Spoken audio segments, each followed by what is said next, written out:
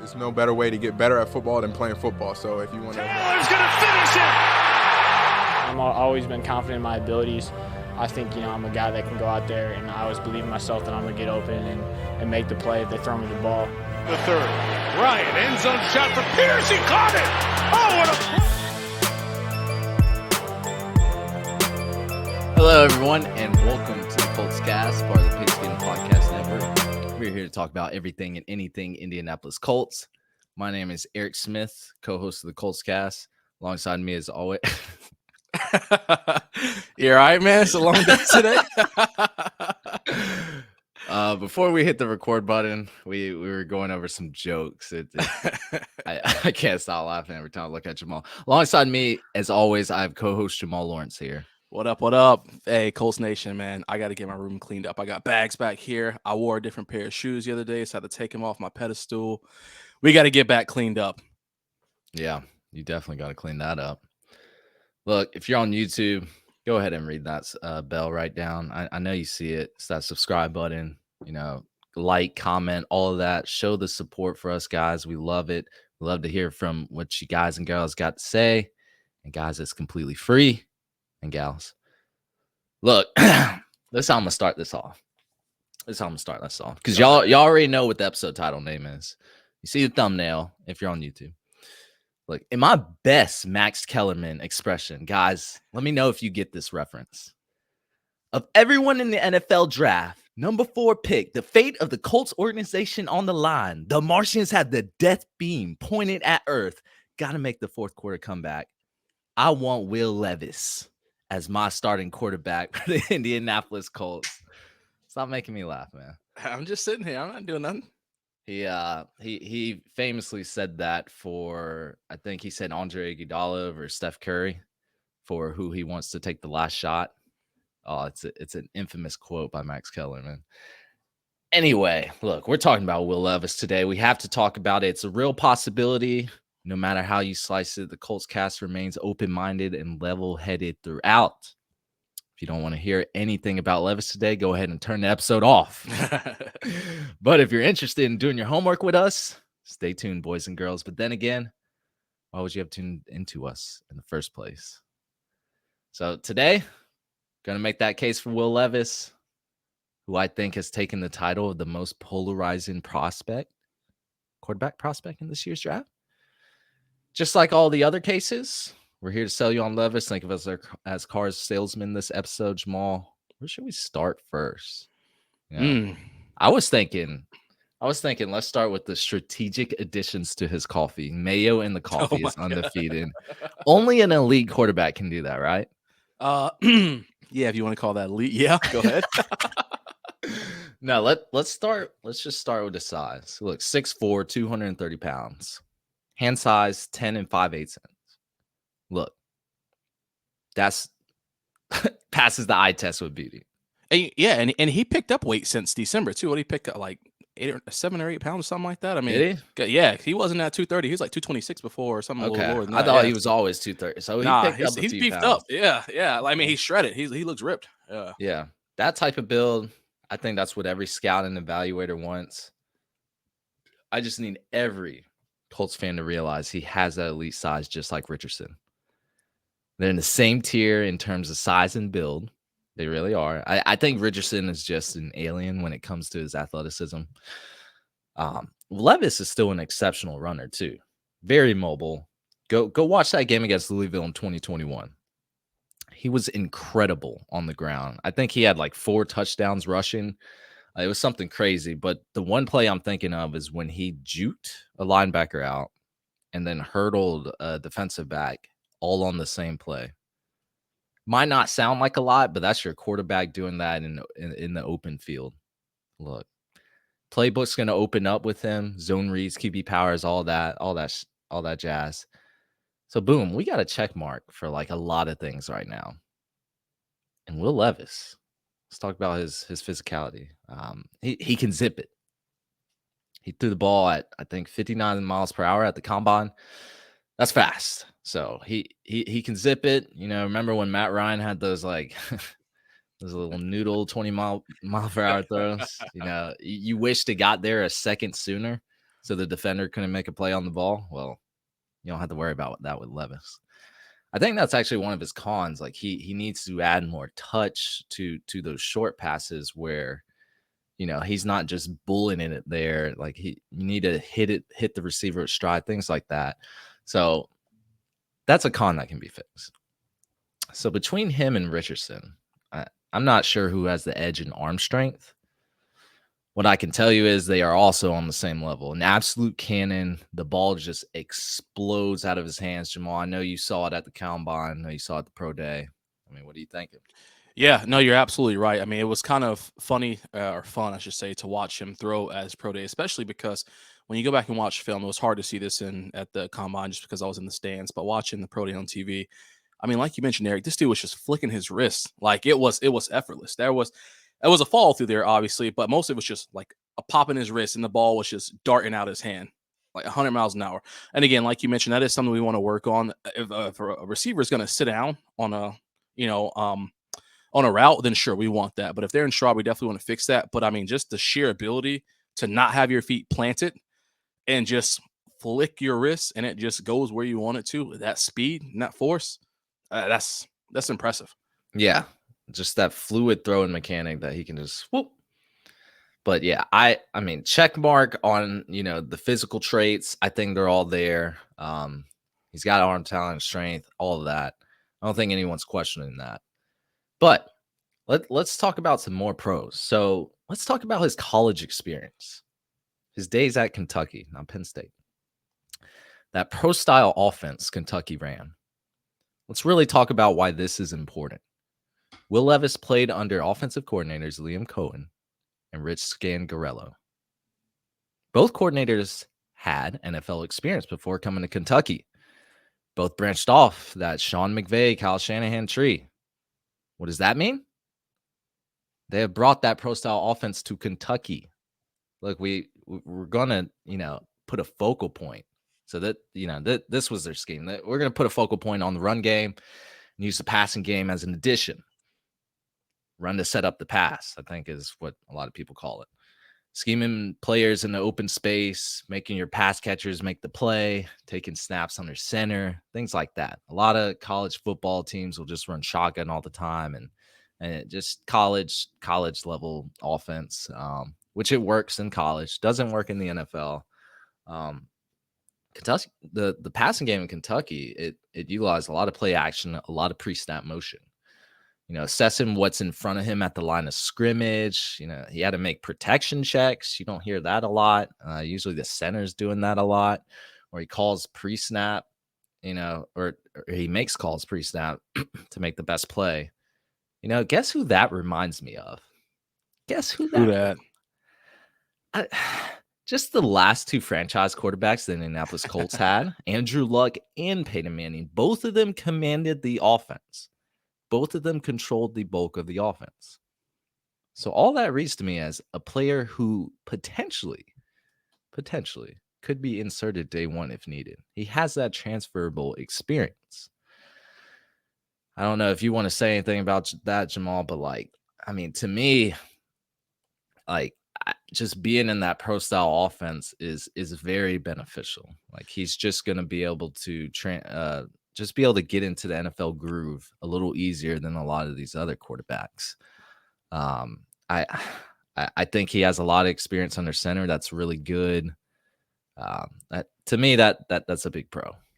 Yeah, it's definitely a big pro. And I'll venture to say it's probably one of the reasons he left Penn State to come to Kentucky to get that exposure and something like that. You know, I mean, you got a chance to work with two solid offense coordinators. And we think about the weapons we have here in Indianapolis. JT, more specifically, is what I'm talking about in the backfield. We need somebody who can be under center. We don't always want to be in shotgun. I think we got really one-dimensional this past season when we look at film of Matt Ryan. Either A, we knew he was in shotgun because he wasn't going to be able to back up quick enough, or B, if he was under center, he was getting hit immediately. So we're finally going to have a chance to, well, I shouldn't say going to have a chance, but we would potentially have a chance to have a quarterback who can still be under center or in that shotgun, you know, formation and still ball out the way he needs to. And you're right, his reads have been solid. And there's nothing better, I'm sure, for a center than your quarterback being up there helping read the coverages because the center already has a lot on his plate. You know, they're trying to remember the snap count, take care of reads, shuffle to get around the line. So when you have something that can be taken off your shoulders like that read, or if you have both of them who can make reads, one person can see something that the next isn't. So it is always nice to have that in your back pocket. Well, it's not only that, like centers, they're down on the ground in a 3-point Right. stance or something like that, and a quarterback can survey the entire field. I Right. don't think a center can do that as effective. So, Right. you know, having the quarterback be able to call out protections and what's needed, you know, for the play from what they see, I think that's important. That's important experience, and the fact that he might have to do that in Shane Steichen's system, I just think that's really good to have. You know, let's not forget Levis was battered with injuries in 2022. Numerous injuries. Ankle, finger, his left shoulder. Against Ole Miss, he dislocated his middle finger. I don't know if y'all saw it, but there was a picture that was going around that game on social media. I mean, it looked terrible. It was gruesome. And yet he stayed in the game. Then in that same game, he sustained an ankle injury. Didn't even hear a word about it until the week when he missed the matchup with South Carolina. Against Mississippi State, he went down with a left shoulder injury. Ran back to the locker room in pain. One defensive drive later, the man is back out there warming up. And he's on the field the next offensive drive.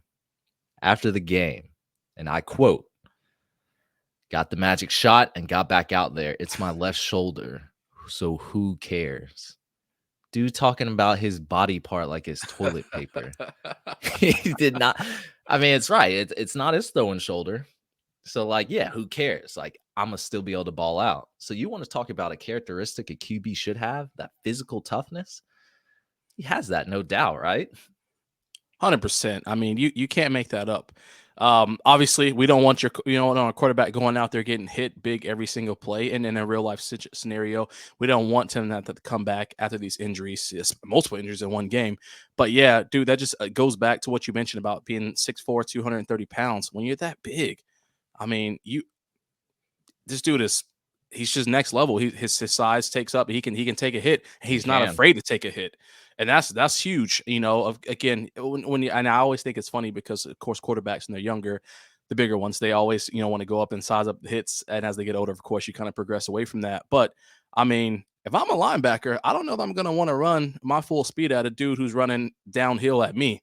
So, I mean, you can intimidate a lot of people, and I'm sure that's what he tries to do, every single time he gets the ball and scrambles, or if he's in the backfield just running around. So he ain't afraid to take a hit, and that's what the Colts need, is someone who's not afraid to take it, who's not going to just collapse in the back of the pocket when something doesn't go their way. Yeah, he will stand there and deliver a strike if needed with rushers coming right at him. He's also got that pocket poise, man. Like, Levis checks a lot of boxes. I don't know the hate around him. It must have started with, like, when he ate a whole banana without peeling it, or that mayo in the coffee thing.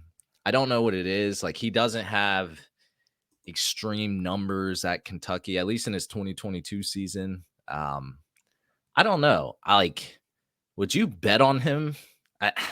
I think a few months ago we would have bet on him potentially to be the number one pick. I saw him in a lot of mock drafts getting drafted at 1. Not a lot, a few. Let me stop lying. It was a few mock drafts where I actually saw him getting taken 1.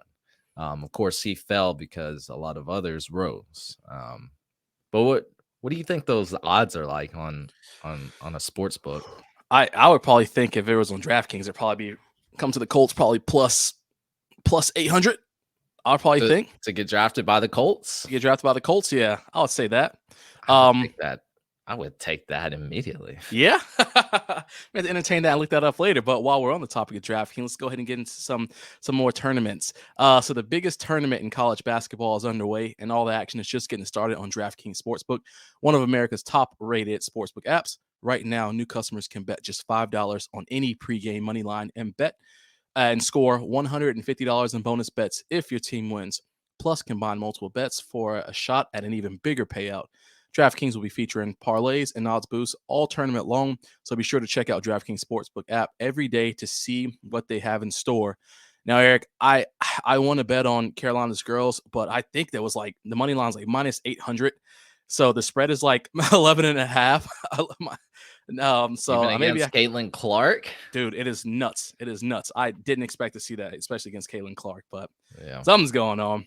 But the call, go ahead and download DraftKings Sportsbook app now and sign up with code TPPN. Right now, new customers can bet $5 on any pregame moneyline bet and get $150 in bonus bets if your team wins. Only at DraftKings Sportsbook with code TPPN. Minimum age and eligibility restrictions apply. See show notes for details. Now, Eric, I know you're just talking about some bets on them. We got to be real here. We got to talk about some of the concerns. So these are some concerns I'm willing to bet that Colts could fix.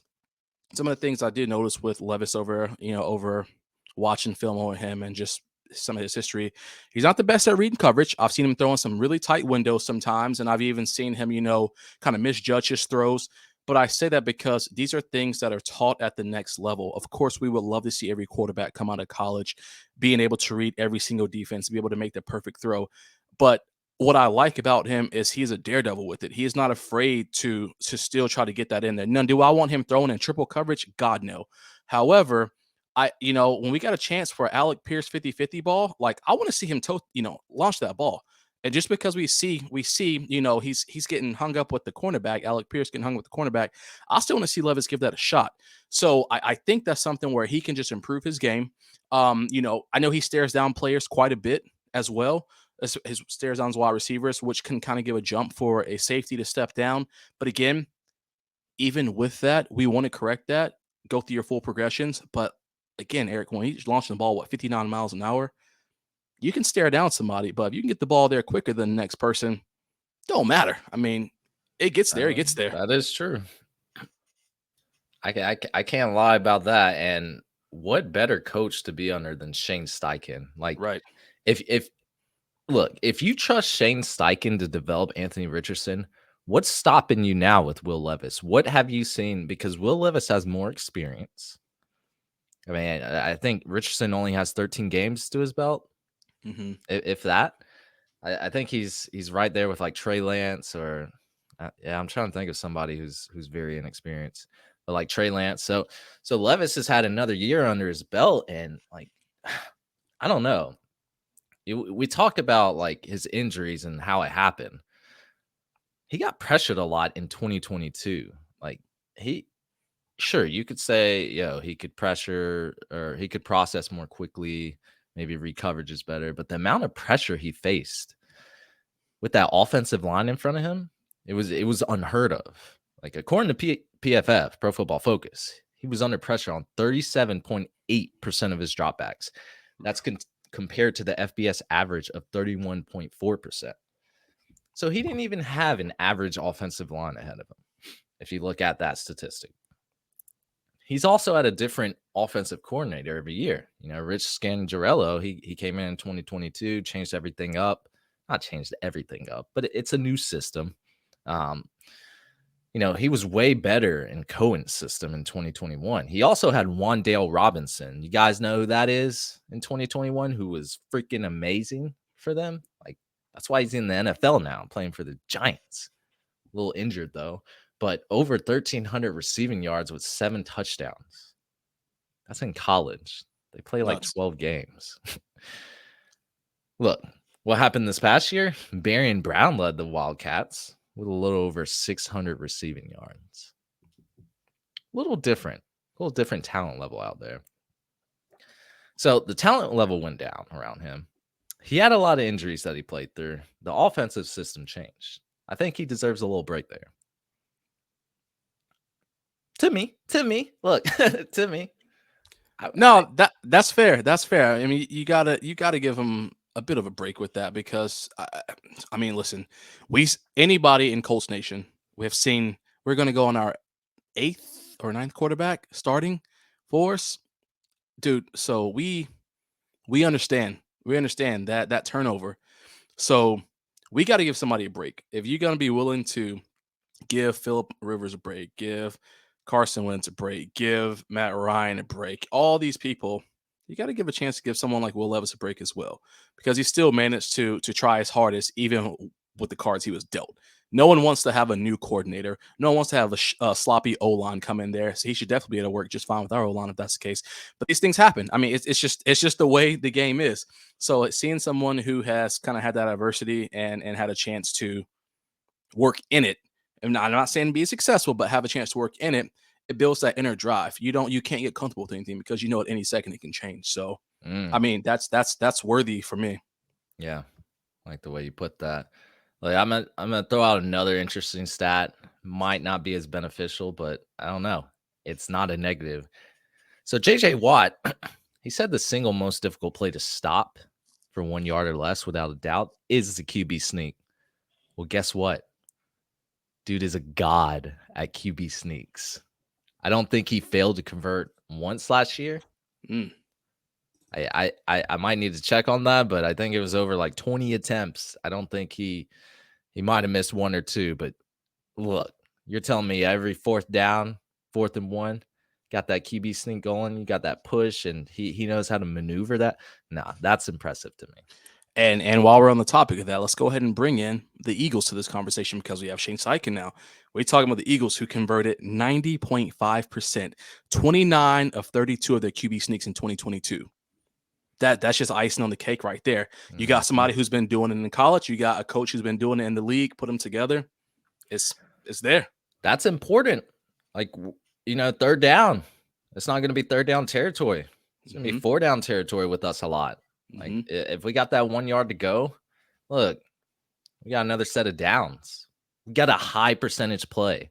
I don't understand how, like, that's why I don't understand the Broncos. Like, they put Russell Wilson in shotgun on 4th and 1 or 4th and inches. I didn't understand Hackett. But look, we got QB sneak ready to go. Boom, another set of downs. That's all I'm saying. It's a minor benefit, but look, we're trying to cover everything that's great about Levis. So look, he can get better. Levis by no means, really lit it up in any game last year. He threw over 300 passing yards in like 3 games. He can get more consistent. Like, we've seen his highs, we've seen his lows. For sure. We need a middle of that and way more highs and better process in decision making, things you were talking about earlier. But look, there's only 32 NFL teams. 95% of the time, you need a top 10 QB to contend for a Super Bowl. If you believe Shane Steichen can mold Richardson, can mold Hendon Hooker to a great quarterback, you need to think the same for Will Levis. He has the upside with this arm talent. He can make off-platform throws. He can release his great physical build, toughness, all that, so forth. That's why I think Colts Nation, like on draft night, if we do end up drafting him, we should not be sad. We should be happy. Gotta embrace it. Embrace that. Yeah. Look, we get Levis, Richardson. We're like, all right, we got a high upside guy. We just need that void to be filled. We need the coaches to coach him up. We need good mentors, like things like that. Like, you should be excited about a high ceiling prospect like that, because it doesn't get higher than Richardson and Levis. It really doesn't. Bryce Young, he's constrained to that size. Like, his high is Drew Brees, and it's going to be really tough to get there, because how many Drew Brees do you know? Not a lot. And he's actually very lighter. But CJ Stroud, what can he do when pressure's on him? He's not as athletic as Richardson or Levis, so he's not as big either. He's big, he's not that big. So you talk about high ceiling, high upside. You got Levis and Richardson, they're right there, but they are very they're bust worthy. They can bust. It can happen, but so can a lot of these other quarterbacks, man. Look, he's not a Zach Wilson 2.0 that people have been talking about. Let's wait to see if that's going to come up. To me, he's not. Like, he will uplift the locker room. Like, he can have the locker room. He has that competitive nature. He's a hard worker. Like, we haven't even talked about his work ethic. His coaches have said great things about him. That's something you can't teach. That's that intangible. all that sets him apart from Zach Wilson. Zach Wilson was, I mean, look. What you mean, man? Zach Zach up Wilson next. was the worst starting quarterback in the NFL last year. It's just a fact. Just he about to make Aaron Rodgers' life hell, bro. Don't worry about him. I know. No, man, I hindsight is 20. Go ahead. I would also think with Levis too. I mean, obviously, I'm sure he knows he didn't have the greatest combine day. Of course, he had to come out on pro day and show out. And I would like to think that if anything, I mean, that'll put a little chip on his shoulder. You know, he wants to go out and show these teams that he has what it takes, because no one as any player who's going to the league wants their draft capital to go down. You know, you don't want your stock to go down. So that's kind of and I'm not saying that he didn't deserve it, but it's kind of, to me, if I were him, it would be a smack in the face to me. I didn't perform the way I should have. Now my future is in jeopardy. So that's going to bring even more of that killer instinct in me, especially someone who already has all the attributes. He doesn't have to go work out in the gym as hard as a Bryce Young is going to, or these other guys, because he already has that physical ability to be, this huge monster on the field. Now he just got to get the mental right and show why he personally thinks that he should have been drafted wherever it is supposed to be, and lead that team to success. So, I mean, if anything, I think that the chip on the shoulder he should have from potential draft stock going down a little bit, I mean, it only benefits you. Yeah, it's gonna be funny, because this is exactly, I'm not saying he's gonna be Josh Allen, but when the Bills drafted Josh Allen at 7th overall, boy, you should have saw those fans. They thought the world was ending. They said, I can't believe we screwed up again. We're set another 5 years back. They said all this crud, and look where they're at now. They're relevant. Bills haven't been relevant in years, in decades. And you bring Josh Allen there, you bring Sean McDermott, like, things changed, and he developed, because like his first 2 years, they were bad. Like his first year was really bad. They were like, man, all right, he might be a bust. Second year got better, still bad. Third year, breakout year, boom. Josh Allen is Josh Allen. So that's all to say, like, it can happen, man. We can find ourselves a nice prospect at number 4 that's going to develop into a great quarterback. And that goes for Richardson, that goes for Levis, that goes for even Hooker, like that goes for Stroud and Young. They could also bust too. There is no 100% success rate when you draft a quarterback. For sure. There's not a lot of franchise quarterbacks. And I think there are not a lot of teams who have just small missing pieces of the puzzle like the Colts do. The Colts don't. We're not talking like the Colts are the worst team ever. You know what I mean? Like we have pieces. It feels like it, 100, especially after what happened last year. But we just got a couple pieces of the puzzles. You got a quarterback, the most important, person, arguably Jonathan Taylor. You can say he's up there. He's right with the quarterback. Him being back healthy. We got to just get, our defense has been playing well. Of course, we lost some pieces, but there's small things. I feel like the Colts is not an organization, head coaching wise. We need to get that cleaned up a little bit. The Colts aren't an organization who's just been pity-patting around like the Texans or these other guys where it's just been like a mess year after year after year after year. Historically, the Colts have not been that bad of a team. They just went through this crazy patch of 5 years of we don't know what quarterback to do because we're still lost from Andrew Luck leaving. And now you get a chance to fix that problem. And yeah, that Andrew Luck retiring, I mean, that was unprecedented. You don't see that. Yeah. No other organization has been hit with something like that. That's something hard to really recover from.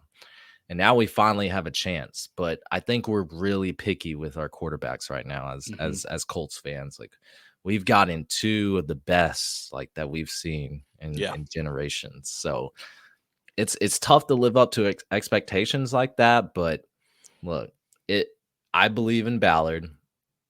That's a tough thing to say. I can't say that yet. We were kind of low on him just off what happened. I think we were just all angry about this losing season we had. But like, people spoke very highly of Chris Ballard before this season started. Before 2022, we were like, Chris Ballard, he's been on a roll. Yeah, we're doing this quarterback carousel, but look at all these all pros, these these Pro Bowlers we've drafted. So, like, I got to believe that he puts his quarterback evaluation hat on. He's got Shane Steichen in the house now, Jim Bob Cooter, all these people who've had, quarterback coaching experience. Let's find our guy. Let's get this right.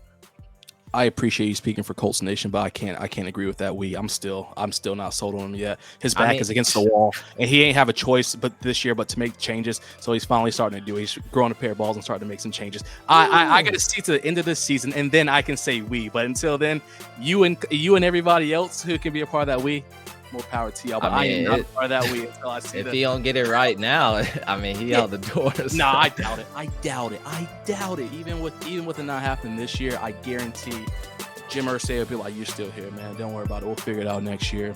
He ain't going nowhere. We'll see. We'll see. 3 years in the Shane's tenure, then maybe he'll go somewhere, but not after 1 year. But yeah. I kind of agree with you that maybe not. We'll see though. We'll see. For sure. Some crazy things shake up last year. You're right. But that is our case on Will Levis. Guys, let's be open-minded. Let's try to look this through. We could end up with him. We could end up with Richardson. Shoot, we could end up with like a cornerback at number 4. We don't know what's going to happen, but we do know we're very hopeful, and that's our case for Will Levis. That's going to be it for us, everyone. Thank you for listening to Colts Cast today. We're live on Apple Podcasts, Spotify, YouTube, or any platform you listen to podcasts. We'll be back next time to give you some more Indianapolis Colts content. Take care. Yeah, take care. Have a good weekend.